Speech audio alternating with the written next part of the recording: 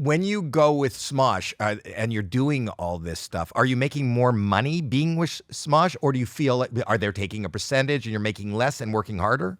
Well, okay, so let's see. I mean, it's kind of hard to say because when we sold Smosh, there wasn't too much money to be made on the internet yet in 2011.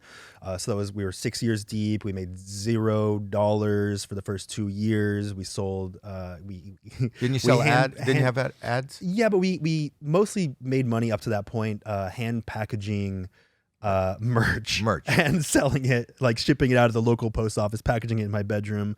That was the way we afforded equipment and to pay for some very small production things. And then finally, Google, we were one of the first 10 channels after Google purchases YouTube where they enable monetization.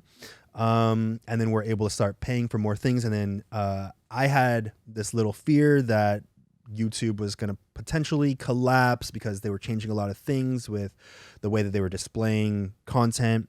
And then also Defy came in and was like, hey, not only can we help insure you for at least, I think we did like a 4-year contract at that point, but we can also provide tons and tons of resources for you to do all these dreams that you have. And, I was coding the website myself at that point, and because I was just a kid that taught myself how to do all these things on the computer. And I was like, you know what? I would like to not focus on programming this website anymore or dealing with the server crashing. And Did your partner know how to code? No. That was all me. So I was like, when we're going to sell this company, we're going to take all that off my hands while I'll still be able to hopefully accomplish all the dreams that I had for this website becoming a place like, I wanted to feel like a little mini social media network that was only for people that were into the types of comedy that we were into. But, spoiler alert, that never ended up happening because it wasn't as lucrative, or at least as quickly lucrative as I think that they had hoped for. But yeah, then they purchased and we became salaried employees, and we were guaranteed a salary for those 4 years that was incrementally becoming a little bit bigger of a number each year that we were there.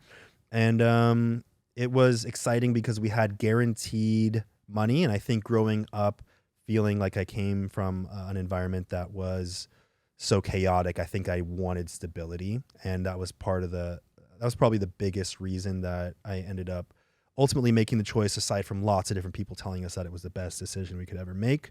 And I was 23 at the time. I think now old enough to be able to zoom out and see the potential downsides to all of it, but I didn't know any better, and decided that stability was the most important thing.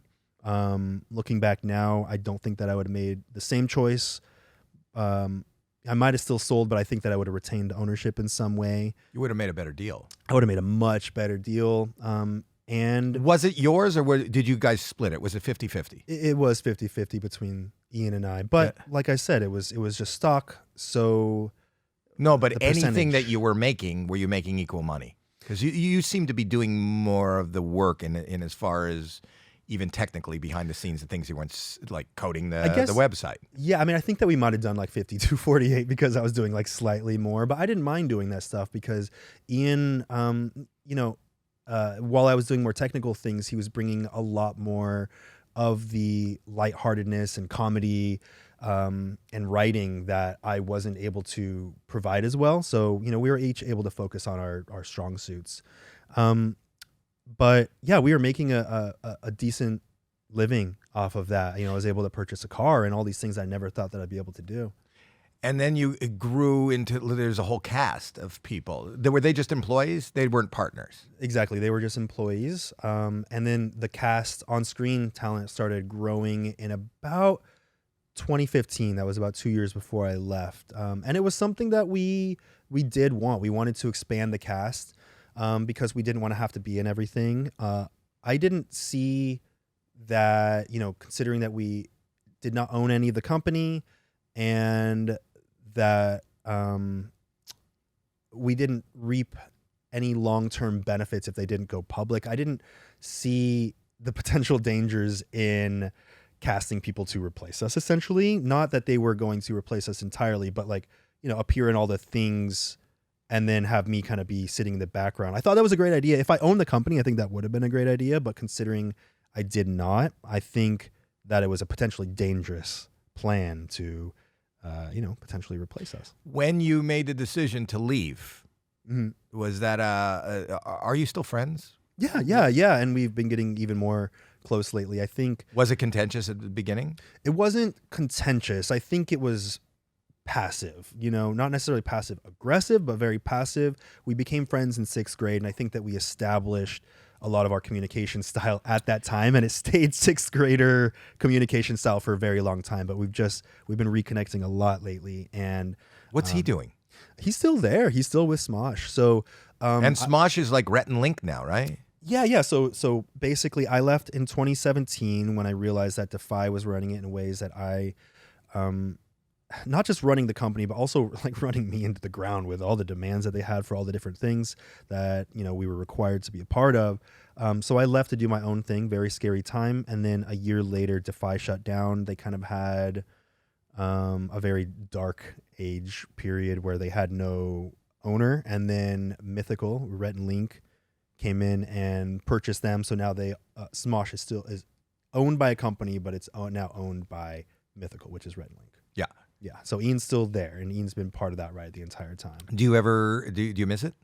I miss doing Smosh sketches a lot. I don't miss doing a lot of the extra things that Defy threw at us to do. Some of it I do, and it was really interesting, but it's the sketches themselves. And I think that there's this golden era, probably about a 4-year period, which ironically was after Defy purchased. Even though I ended up not liking the way that Defy ran things, it did take a lot off my plate. And at that time, I didn't know how to do all the things that Defy was helping us do. And I think that was our golden age of like these 4 years where our sketches were super tight. The script writing, I think, was actually pretty damn good, and it holds up. And I miss doing that. I miss just the late nights of laughter, writing a script, and just one-upping each other.